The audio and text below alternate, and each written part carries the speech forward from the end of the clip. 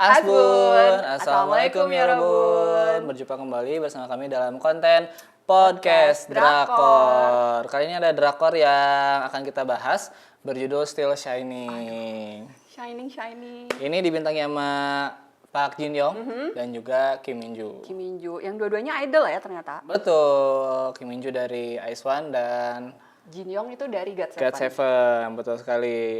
Kita langsung aja akan membahas drama ini dimulai dari sinopsisnya dulu, Terry. Oke. Jadi Still Shining ini tayang di Netflix, sudah tamat 10 episode. Ya. Dan di TV-nya tayangnya di JTBC ya. JTBC. Okay. Drama ini mengisahkan tentang Yoon Tae-soo dan Mo Eun-ah yang mereka pernah berpacaran di usia muda ketika lulus SMA, 19 tahunan. Dan kemudian mereka bertemu kembali 10 tahun kemudian ketika mereka sudah sama-sama dewasa. Iya. Intinya plotnya cuma gitu doang. 10 episode cuma nyeritain itu doang. Iya, benar sekali. Aku juga punya sinopsisnya. Bercerita tentang sepasang remaja yang menjalani cinta namun harus menghadapi kenyataan bahwa mereka sudah dewasa. Oke. Banyak kepentingan-kepentingan lain yang harus mereka utamakan selain cinta. Kemudian mereka terpisah 10 tahun dan akhirnya dipertemukan lagi. Akankah cinta yang bersemi memberi jalan? Atau masalah yang dulu terulang lagi? Ternyata terulang lagi. Jadinya ketahuan. Kacau. Jadi sebenarnya kalau kita mau cerita dulu tentang karakternya, jadi kenapa hubungan mereka itu rumit? Yeah. Mereka saling cinta, tapi kok kayaknya complicated banget ya. Putus, nyambung, pacaran, pokoknya sangat penuh cinta, putus dan nyambung lagi dan putus lagi dan akhirnya mengambang. Kan gitu ya mereka siklusnya. Jadi karakternya adalah Yoon Tae-soo adalah yatim piatu di usia muda karena orang tuanya keduanya tabrakan. Yeah. Jadi dia itu adiknya pincang dan harus diurus oleh kakek dan neneknya di pedesaan. Yeah. Jadi intinya dia adalah pria dengan berbagai macam beban dalam pundaknya. Dia seumur hidupnya harus menanggung beban keluarganya. Sedangkan Mo Eun-ah, dia itu ditinggal oleh ibunya. Jadi mereka udah bercerai, ini orang tuanya udah bercerai, ditinggal oleh ibunya, ayahnya depresi dan sering mencoba untuk bunuh diri. Dan dia benci sama ibu tirinya dan udah gitu. Betul dia karakternya sekali. seperti, jadi dua-duanya tuh karakter yang penuh luka, yang sama-sama retak gitu. Dan kenapa cinta mereka tuh kayaknya mulia banget? Karena intinya mereka bertemu di masa-masa yang paling polos atau yang paling indah dalam hidup mereka, sehingga cinta itu kayak tertanam banget gitu dalam batinnya. Kalau menurut gue kayak gitu. Sebagai gambaran, kalau cerita kan kayak gitu ya. Tapi drama ini tuh meskipun cintanya terkesan biasa aja, yaitu pacaran lalu putus lalu nyambung, tapi ciri khas drama ini adalah shot-shotnya yang memiliki beauty yang ciamik gitu, Teh. Indah banget memang kalau dari segi visual itu ngelihat itu kayak mata gue tuh kayak dimanjakan gitu, semuanya terasa indah. Betul, tipikal slice of life yang punya beauty shot yang memanjakan mata, tapi di saat yang sama bikin kita terasa kesepian juga gitu. Bener ya. Dan pace-nya juga kan? Bener, lambat banget. Lambat banget gitu. Bener. Jadi buat teman-teman yang pengen nonton kisah cinta yang biasa, tapi punya shot yang bagus dan bisa bikin kita merasa kesepian, drama ini cocok. Dan yang uniknya lagi adalah kedua orang ini ketika sudah dewasa profesinya unik. Jadi Tae-soo itu awalnya dia programmer, tapi dia keluar resign dari pekerjaannya dan dia menjadi masinis kereta api tapi MRT. Jadi dia mau alih profesi jadi masinis kereta api pariwisata, tapi terakhir dia katanya gagal di tesnya. Sedangkan kalau Mo Eun-ah ini dia adalah manajer hotel dan sempat punya penginapan yang vintage lah, yang ala-ala penginapan yang ala-ala zaman dulu gitu. Jadi ini sebenarnya unik sih kedua profesinya. Iya, aku juga suka banget sama drama ini karena banyak shot pedesaan. Betul. Jadi drama ini tuh dari awal mereka remaja sampai mereka dewasa sudah kerja dan lain-lain kan. Ini digambarkan dengan begitu lugasnya gitu, walaupun ada time skip 10 tahun. 10 tahun, oke. Nah, kalau aku sih suka banget pas awal-awalnya di desa, Betul. kisah cinta anak remaja gitu kan. Terus juga banyak hal-hal yang digambarkan itu sangat relate. Kayak kita jajan, terus kita ke sekolah buat belajar, ada juga yang buat main, buat nyari pacar, semuanya itu kelihatan gitu. Itu gue setuju. Jadi episode 2 sampai 3 itu buat gue indah banget dan gue sampai nunggu-nunggu nih drama ini tayang. Oke, nah itulah kurang lebih keindahan Tapi- drama ini ya. Selanjutnya Belum kita selesai. akan ngomel-ngomel. Tapi ketika mereka udah mulai putus, Hmm, itu gue udah mulai lelah banget nontonnya. Betul. Ini drama yang sangat melelahkan dan draining banget betul sekali. buat gue. Maaf buat yang suka dramanya, Iya. karena buat gue ini dramanya capek banget gitu nontonnya. Buat gue, Oke, lanjutkan. mereka kedua orang ini itu emang mereka tuh tidak pantas, mereka tidak layak untuk bahagia bersama. Iya. Kenapa? Karena buat gue mereka tuh cintanya terlalu kekanak-kanakan. Itu cinta yang nggak akan bertahan lama sih kayak gitu. Karena menurut gue ya, menurut keyakinan saya, Oke. dalam berhubungan itu yang paling penting adalah kompromi. Hmm, Keduanya itu nggak bisa kompromi. Dan yang selanjutnya selain kompromi sih, yang paling penting itu sebenarnya effort ya. Ada usaha bersama. Tapi ini bener-bener nggak ada usaha gitu loh. Setiap, aduh maaf saya emosi. Kesel banget gue ngeliat mereka tuh kayak melelahkan banget gitu. Kayak setiap kali mereka menemukan kesulitan, menemukan masalah, ada salah paham. Yang satu nggak ada effort buat ngejelasin, yang satu nggak ada effort untuk Nanya. bener mencari kejelasan gitu loh. Jadi ini salah paham, misalnya salah paham terus ya udah deh gitu kan, kesel nggak sih? Jadi kayak mereka sama-sama nggak ada effort untuk bersama dan nggak ada kompromi. Jadi buat gue mereka tuh tidak pantas untuk bahagia bersama. Oke, Udah lo ngerti, pisah ngerti. aja udah asli. Kesel gue ngeliatnya. Ngerti. Kalau menurut Jadi Anda? menurut aku drama ini episode 1 sampai 5 lah, dia ngasih pondasi yang kuat untuk cerita teh. Kita empati sama kisah cinta mereka, kita seneng banget ketika mereka jadian dan kita juga sedih ketika mereka putus di tengah drama ini. Lalu mereka akhirnya bertemu lagi kan. Di situ aku kira bakal ada perkembangan lah teh. Bener. Ini gak episode 7 ada. sampai akhir nih. Akhirnya ada perkembangan lah. CLBK tuh kan bertemu ketika sepasang kasih ini sudah dewasa. Seharusnya. Sudah mengerti jalan keluar dari masalah-masalah yang pernah mereka lalui sebelumnya. Bener, ini masalahnya sama. Dua manusia ini terpisah 10 tahun. Tolol. Tapi ini emang beneran emosi. Ini beneran bikin emosi gitu loh. Jadi kayak ini ada kesalahpahaman.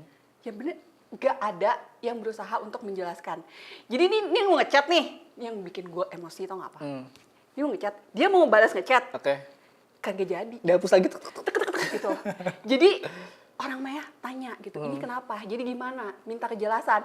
Akhirnya dia apa sih ngejelasinnya? Dalam hati, pakai voice over. Yang jelas para penonton, orangnya kagak jelas. Kok banget gak sih? Iya bener. Dan Terus akhirnya, juga jadi udah deh kalian bisa aja. bener. Nah, jadi ada part di mana di episode 7 apa 8 itu teh cuma repetisi adegannya. Aku mau nyamperin kamu, nggak jadi. Aku deh yang nyamperin kamu, nggak jadi lagi Kesel banget gitu. ya Allah, gue. Yaudah aku yang kesana, gak usah. Aku aja yang kesana. Tapi gak ketemu dua-duanya. Kayak Itu terlalu- terulang 2 episode gitu. 2 episode teh, gak jadi ketemunya. Kayak terlalu menyak-menyek. Bener. Dan sebenarnya ini permasalahan. Ini kan masalah internal ya. Hmm. Ini baru permasalahan internal loh. Baru cuman kayak ini berdua selesaiin. Belum nanti kalau misalnya mereka menikah. Udah ada mertua, udah ada anak, itu mah nggak bisa. Iya benar-benar. Itu mereka tuh cintanya tidak dewasa dan sangat tidak bertanggung jawab. Jadi tuh nggak akan tahan lama. Bener. Udah bener pisah. Aku tuh Bisa aja loh. sempet berharap ini tuh kayak Once We Were Us. Mereka benar-benar ketemu saat mereka dewasa, gak bisa menyatu lagi karena alasannya kuat banget gitu.